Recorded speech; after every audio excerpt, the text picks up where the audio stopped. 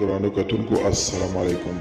زه محمد سلمان همدرد د حق غږ پښتو چینل خبري لنډیز کې ستاسو کوربه اوس تاسو پام را اړوم د مهمو خبرونو لنډیز ته.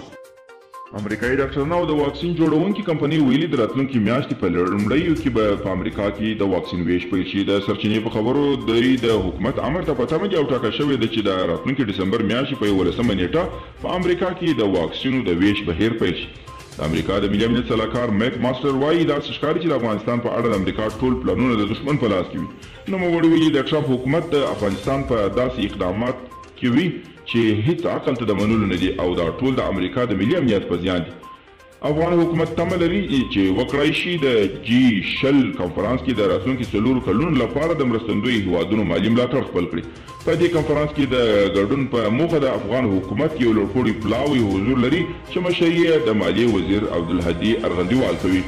د امریکا وسلوال تاوتریخوالي ثبت مرکز د راپور کړی دی چې دغه هیواد په بیلابیلو ایالتونو کې د ډزو پر مهال 15 کسان وژل شوي دي.